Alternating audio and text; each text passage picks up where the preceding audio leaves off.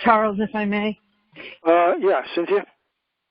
Yes. You know, something that you said at some point in what this last statement you were making.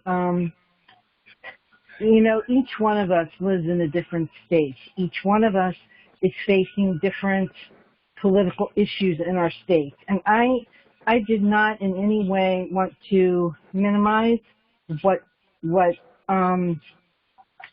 may be going through in his state. I would really like to solidify that this call is to support one another, to be the iron that is sharpening the iron, that we may go into and feel like we have the brotherhood behind us, even if just in spirit, to go into our communities and tackle the issues that are destroying this country. And so if Lewis is suffering from racial issues in his community, then I want to support him in that. But I don't want to get wrapped up in things that aren't legitimate either. And I don't, not to start anything with that. We have to see things objectively and honestly. You know, I don't know that my family was involved in any kind of slave owning or anything like that, or any kind of improper behavior towards the black community. If they had, I'm ashamed of that. But I don't know that they were, and I don't want to live with the burden that maybe they did or maybe they didn't, because I don't know.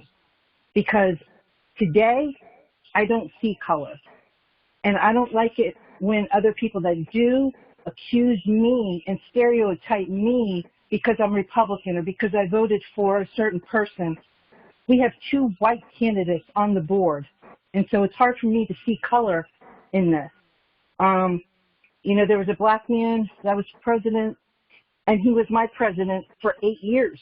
I didn't vote for him, not because he was black, but because I didn't agree with his political agenda, because I am a conservative, because I don't believe in abortion, I don't believe in same-sex marriage, I don't believe in these things because the Bible tells me do not receive that.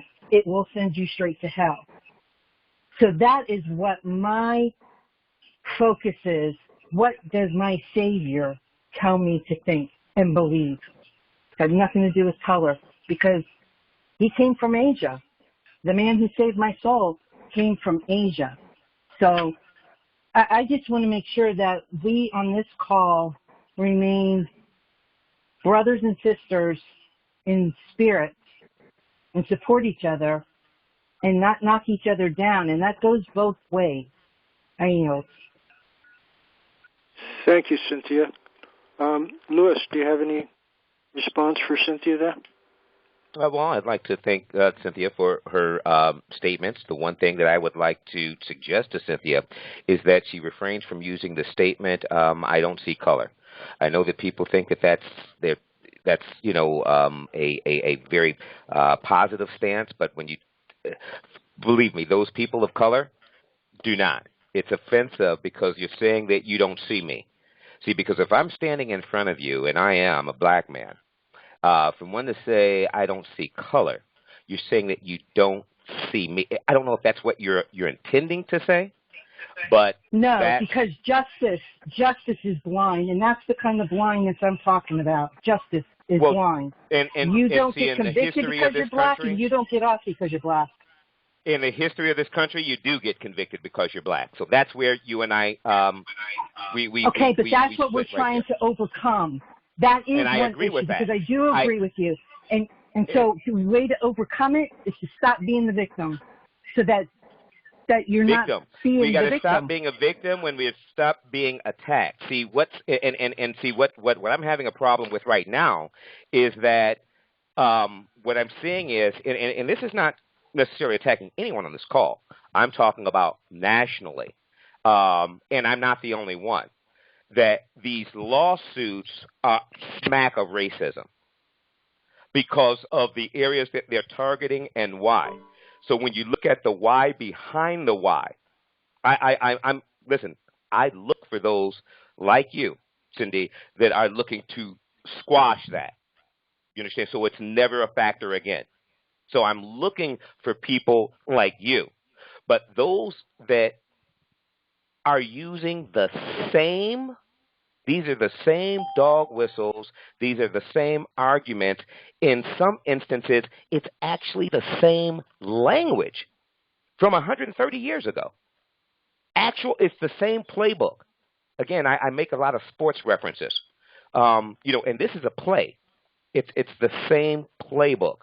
So when I see the same playbook playing out in front of my eyes, I'm going to call it out. And for those that maybe don't pay attention to the history from my perspective, because obviously they haven't been affected and their family has not been affected over the last 200 years in this country, from that end, I'm just trying to present that to get people to look at it a different way. And when you examine the why behind the why, with the majority of these lawsuits, it does smack of racism. And there have been judges that have said this, more than one. I've seen it. I was surprised when it was called out by some others. So I think that people like yourself and these other judges, we need to get together and then calling out these other instances, not allowing these dog whistles to be used, which we know are, they're dog whistles for racists, because it's not new. It's old, and we've seen it. So for people like myself, when we hear this type of stuff, especially from younger people, I'm like, really, the Daughters of the Confederacy, man, they were good. Because the seeds that they planted 150 years ago, man, they're still there. They're producing today.